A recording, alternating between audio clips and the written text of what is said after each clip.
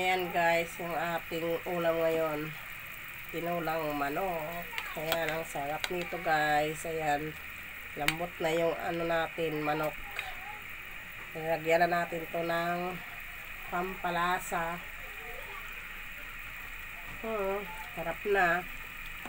Kaya lang nating lumambot yung ating gulay. Ang kaya ng ano guys, ng pechay. Naluan natin ng gulay para masarap. Iba naman kasi minsan yung ano, kadalasan kasi yung ano, yung sayote ang nilalagay. Ako naman ito ngayong pechay. Green ang ating dahon ng pechay. Lalagay na natin.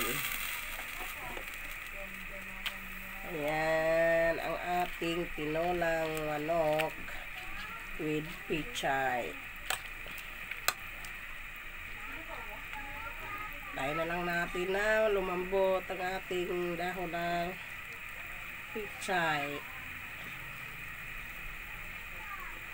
Sarap na ng sabaw nito guys.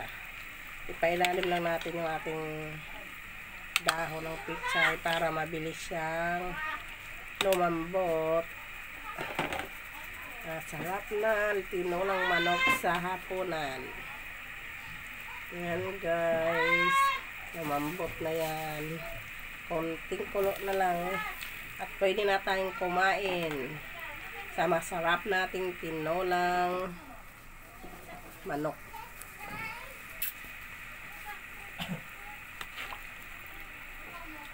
Sarap na. Yan ang ating tinulang manok with pechay.